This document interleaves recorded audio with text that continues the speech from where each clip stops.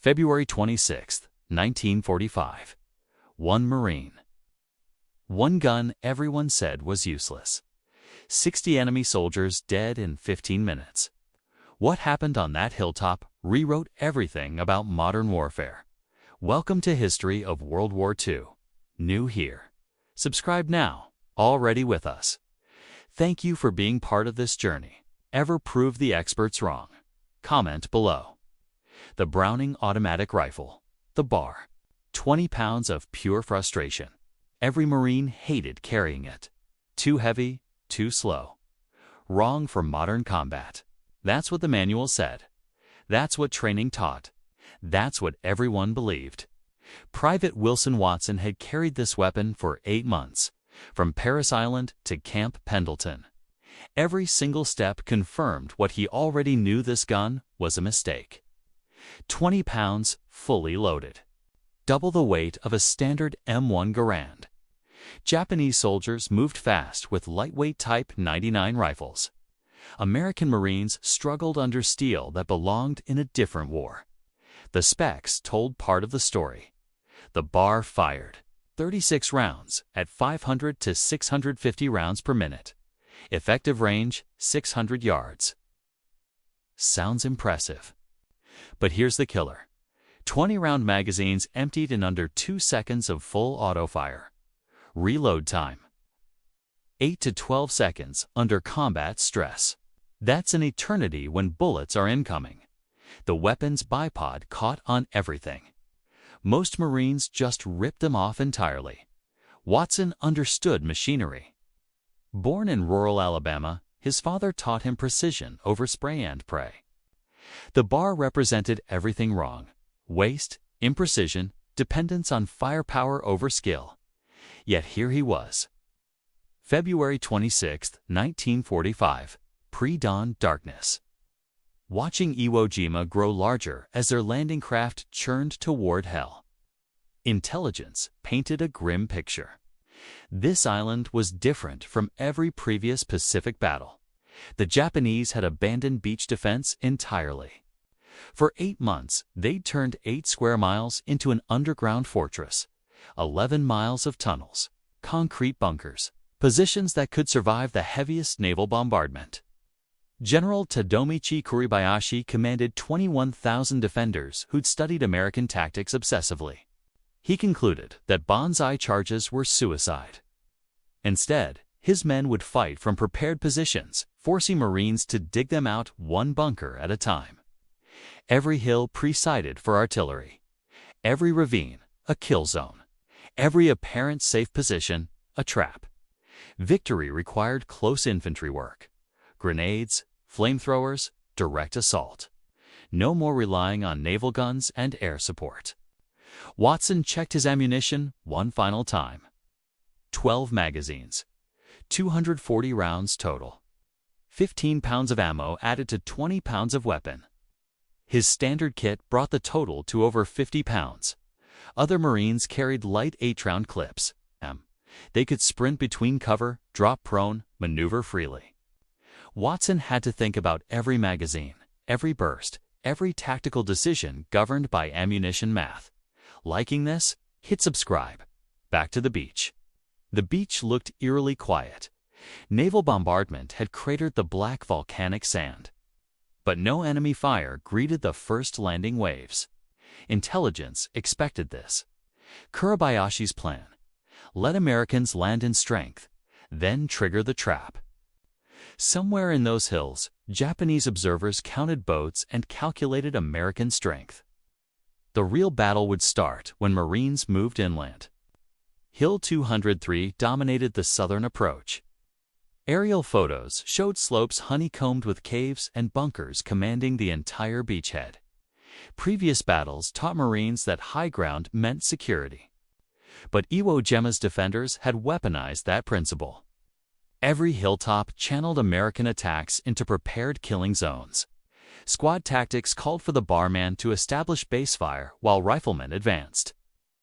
But Pacific terrain rarely offered clear firing lanes. Combat happened at yards, not hundreds of yards. Enemies appeared suddenly, fired briefly, vanished into tunnel networks connecting defensive positions. Watson suspected his weapon's weaknesses might actually be strengths. The bar's weight gave stability without a bipod. Its powerful cartridge stayed lethal at close range. Its automatic fire delivered overwhelming bursts when enemies exposed themselves briefly. As the landing craft's ramp dropped, Watson stepped into Iwo Jima's surf carrying more than a controversial weapon. He carried tactical assumptions governing American infantry doctrine since World War I. Those assumptions were about to shatter. 47 minutes. That's how long the deception lasted. Watson's boots barely dried when mortar rounds started falling. The enemy had waited patiently, letting 4,000 Americans bunch up before revealing their killing field. What followed wasn't a battle. It was methodical destruction. Watson's platoon advanced 300 yards inland when hillsides erupted with muzzle flashes. Japanese positions' aerial recon had revealed themselves through curtains of fire sweeping volcanic terrain. The Marines walked into a trap designed by an enemy who understood their tactics better than they did. Every cover position pre-registered for mortar. Every advance route channeled toward hidden machine guns naval bombardment couldn't reach. The sound was unlike training. Japanese Type 92 Nambu machine guns chattered at 450 rounds per minute, creating a sustained buzz mixing with rifle cracks and mortar thumps. But the silence between bursts proved most terrifying. Movement meant death. Stillness meant eventual death from indirect fire. Sergeant McMahon's voice cut through chaos, directing the squad toward a volcanic rock depression offering momentary shelter.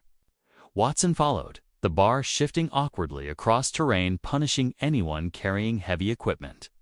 Around him, Marines with lighter weapons moved faster, diving for cover that proved illusory when fire came from unexpected angles.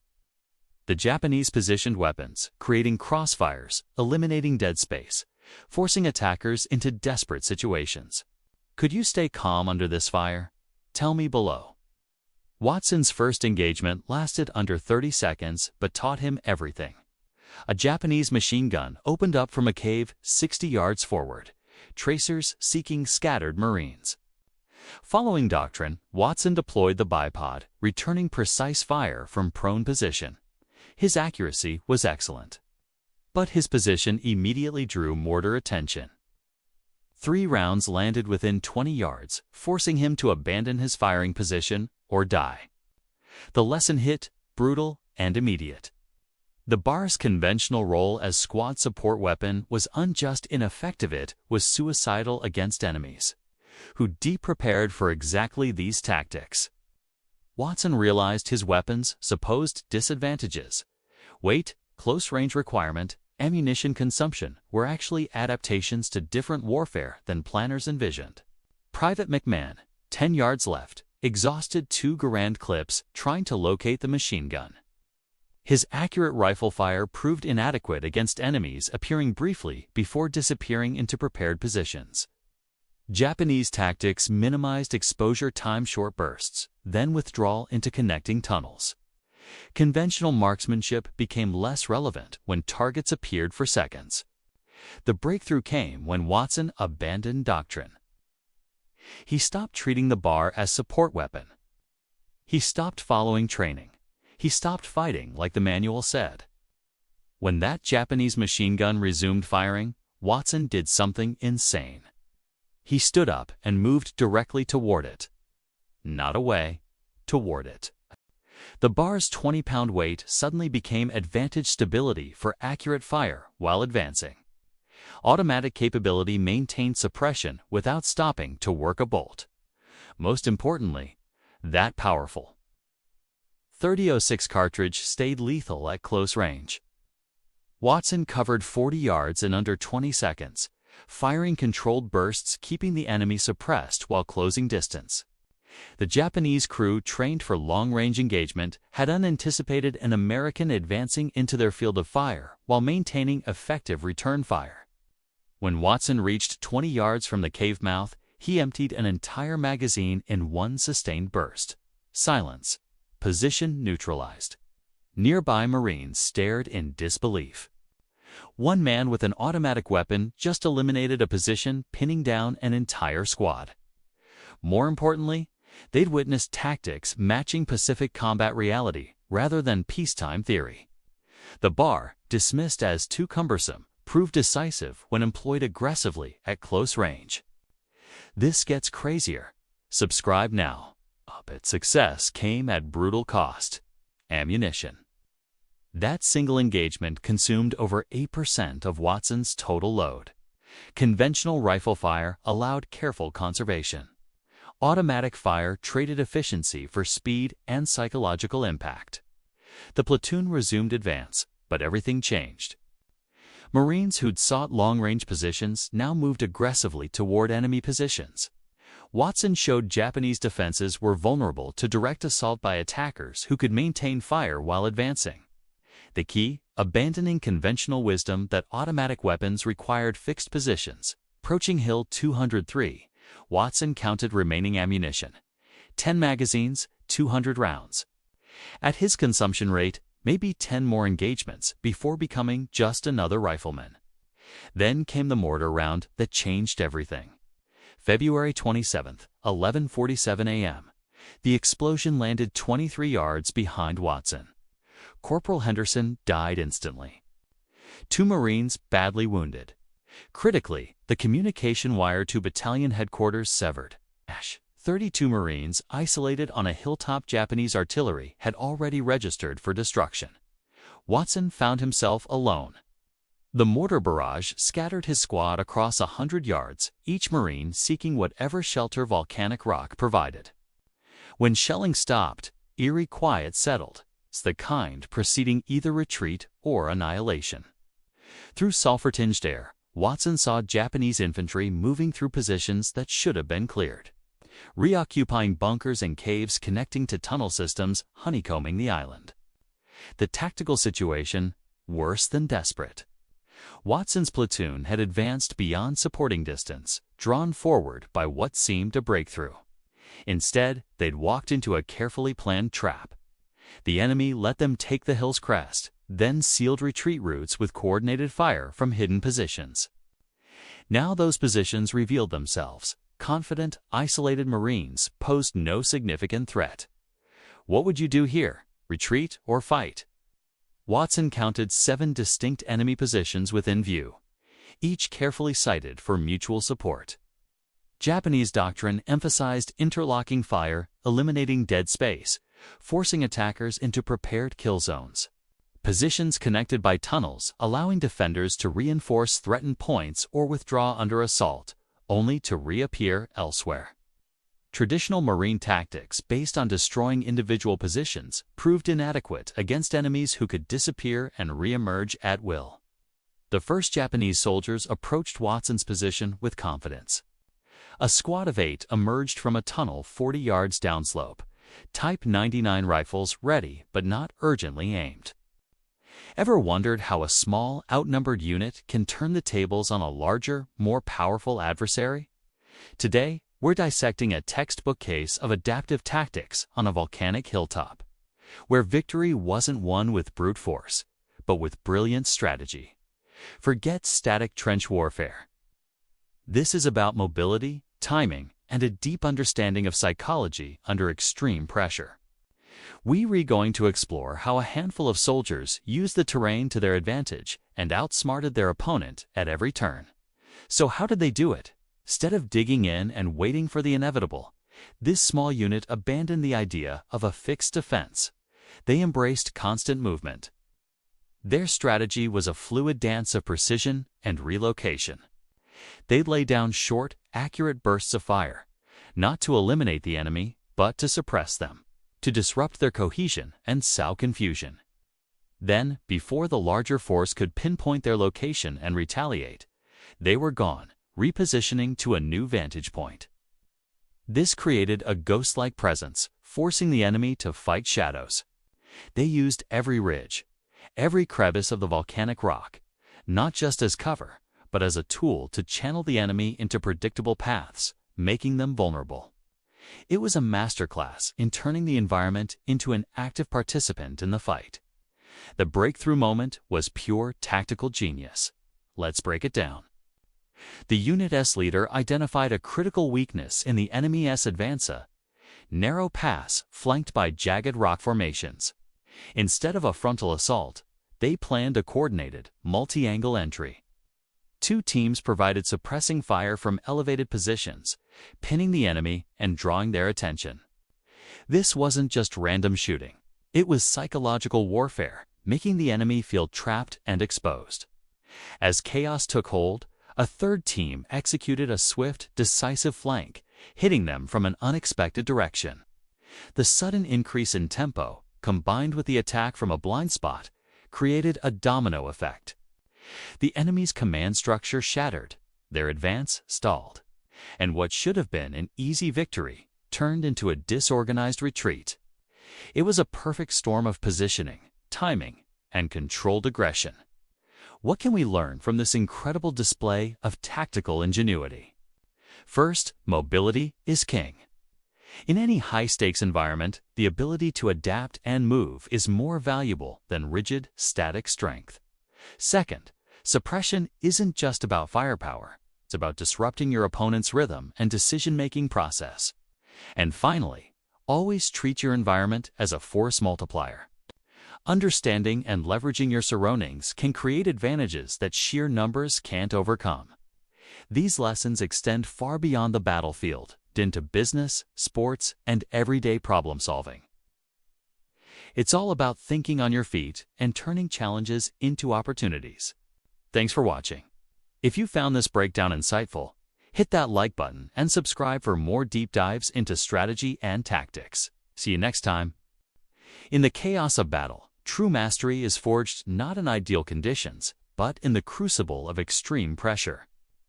Today, we're dissecting a fascinating case study, a lone Marine, Watson, cut off from his unit, communications severed. He's in an isolated position with dwindling supplies and the clock ticking against him. His world has shrunk to a few hundred meters of hostile territory, occupied by a skilled Japanese sniper and an approaching infantry squad. This isn't a Hollywood action scene. This is about survival through adaptation. Early in the engagement, Watson sustains an injury. His mobility is compromised, forcing every movement to be deliberate and calculated. This constraint, however, becomes an unexpected asset. It forces him to refine his control, making each action more precise and efficient. He develops an adaptive reloading workflow, minimizing exposure and conserving energy. His senses heighten, and he begins to read the battlefield not just with his eyes, but with an instinct honed by desperation. He's no longer just following his training, he's evolving it in real time. The climax arrives as the Japanese infantry squad begins a coordinated advance up his position. Standard defensive doctrine would be quickly overwhelmed, but Watson isn't standard anymore. Using his limited mobility as a feint, he employs unconventional maneuvering, disrupting their synchronized push. He turns their coordinated strength into a vulnerability, picking them apart by exploiting the very predictability of their tactics. He uses the terrain in ways it was never intended, creating angles they don't anticipate. In the end, Watson's story is a powerful lesson in tactical resilience. His pain-driven precision and his transformation of immobility into a strategic tool allowed him to turn overwhelming constraints into a decisive advantage. It's a stark reminder that while doctrine provides the foundation, true effectiveness in the field comes from the ability to adapt, innovate, and think beyond the manual. The reality of combat isn't about having the perfect plan. It's about what you do when that plan falls apart. Thanks for watching. If you found this tactical breakdown insightful, be sure to like, subscribe, and hit the notification bell for more content. See you next time. Trapped, isolated, but not out of the fight. This is where strategy truly comes alive. We see our lone defender, Watson, in a seemingly impossible situation. Notice his first move isn't panic, but refinement. He adjusts his position, not by inches, but by millimeters, optimizing his cover, expanding his sightlines, and preparing for the inevitable. He's not just hiding. he's turning his small piece of ground into a fortress, a calculated web where he is the spider. Now, the pressure mounts. The opposing commander, a seasoned strategist, begins to tighten the noose. But constraints breed innovation. With limited resources and dwindling time, every action Watson takes must be brutally efficient. There's no room for wasted movement or a single misplaced shot. Watch how this pressure strips away any excess, forcing a level of precision that is almost surgical. He's not just reacting, he's proactively shaping the engagement, making every bullet count and every second work for him. This is the crucible where good tactics are forged into great ones. Here comes the climax. The commander initiates a coordinated, multi-directional assault designed to overwhelm and crush any lone operator. It's a textbook maneuver, and against most, it would be the end. But this is where Watson's adaptive strategy shines. He doesn't try to meet force with force. Instead, he flows like water. He uses movement, timing, and pure deception to dismantle the attack piece by piece. A feint to the left draws fire, opening a window on the right. A perfectly timed relocation makes the enemy's coordinated push fall into disarray. He's not fighting their battle. He's forcing them to fight his, turning their strength into a fatal weakness. Let's break down what we just saw. This wasn't about having the bigger gun or more soldiers. It was a masterclass in strategic impact. Through disciplined, adaptive tactics, a single individual not only survived but effectively neutralized a numerically superior and well-coordinated force. He controlled the space, manipulated his enemy's perception, and dictated the flow of the entire engagement. This proves that a sharp mind and the ability to adapt under extreme pressure are the ultimate force multipliers. What's your biggest takeaway here? Let me know in the comments below. Thanks for watching, and if you enjoyed this breakdown, make sure to subscribe for more. In the dense jungles of the Pacific, the roar of battle told a different story than the training manuals back home. On paper, the Browning automatic rifle, the bar, was a precision instrument. Meant to be fired, in short, controlled bursts to conserve ammunition. But on islands like Guadalcanal and Tarawa, a new reality was being written in sweat and gunpowder. Marine Private Watson, like many others, found himself in situations where the book went out the window, facing determined Japanese infantry units in close-quarters combat. Survival depended not on ammunition discipline, but on overwhelming firepower. After-action reports and first-hand accounts started filtering back to intelligence officers like Captain Morrison. The stories were often fragmented, pieced together from exhausted survivors. An ordnance specialist examining a battle-worn bar might note its heavy use, far exceeding what regulations suggested. These weren't just isolated incidents. They were a pattern. The gap between official doctrine and battlefield necessity was becoming a chasm. The bar wasn't being used for suppressive fire from a distance. It was a point-blank assault weapon, the sledgehammer that broke enemy charges. This flood of evidence-based feedback from the front lines couldn't be ignored. Lieutenant Colonel Dennick and his team at Marine Corps headquarters began a quiet revolution. They analyzed the reports, listened to the debriefs, and saw the truth. The doctrine had to change. New training materials were drafted, emphasizing aggressive, mobile tactics. BAR gunners were encouraged to lead from the front, using their weapons' automatic capability to gain fire superiority and shatter enemy morale in the critical, initial moments of an engagement. This wasn't a top-down order. It was a bottom-up evolution, driven by the initiative of individual Marines fighting for their lives. The lessons learned in the Pacific fundamentally reshaped how the Marine Corps fought, proving that sometimes the most effective strategies are forged in the heat of combat. If you found this look into military history fascinating, be sure to subscribe for more deep dives. Thanks for watching. Military decorations traditionally recognize bravery rather than tactical brilliance, leaving doctrinal implications of Watson's performance addressed through separate channels. The citation credited him single-handedly neutralizing enemy company language. Factually accurate, but failing to convey broader significance of his tactical approach. Watson's recovery aboard hospital ship took 6 weeks, during which time he remained largely unaware of analytical attention his action generated within Marine Corps headquarters. His primary concern was physical rehabilitation, allowing return to his unit. Though medical officers already determined his wounds required evacuation to stateside hospitals. The war would continue without him, but his contribution would influence how it was fought by thousands of Marines who never know his name.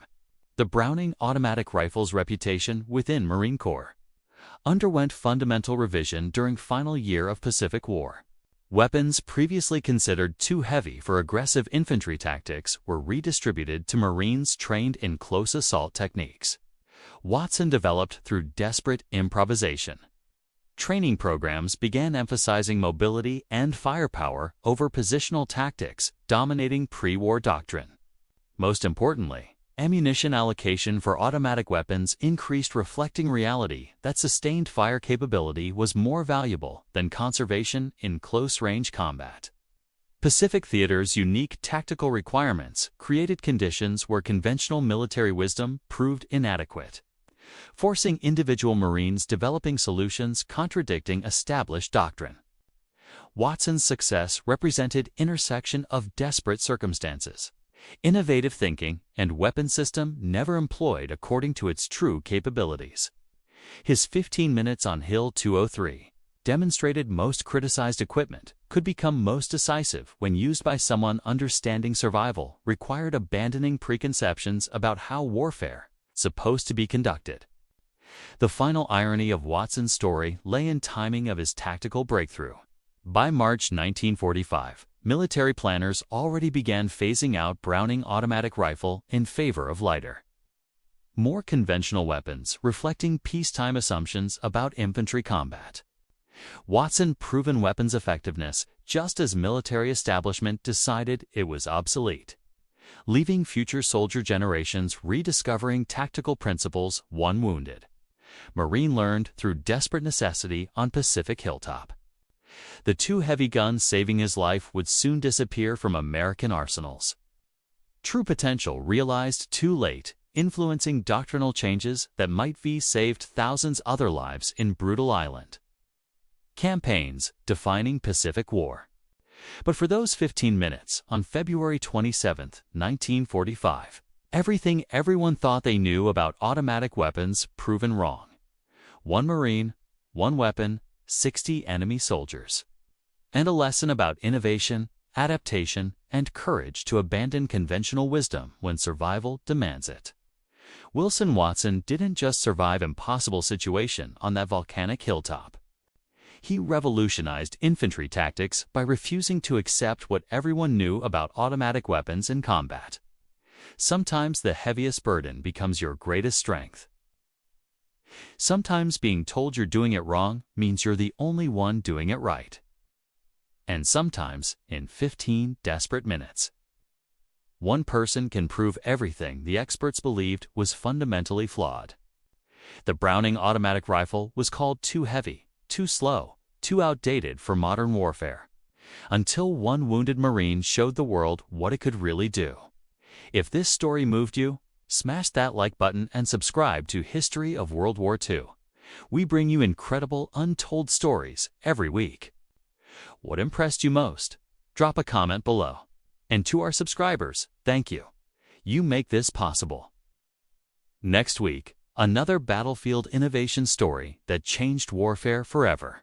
Remember, never let anyone tell you the tool you have is wrong. Sometimes it just takes the right person to unlock its true potential. Stay curious about history.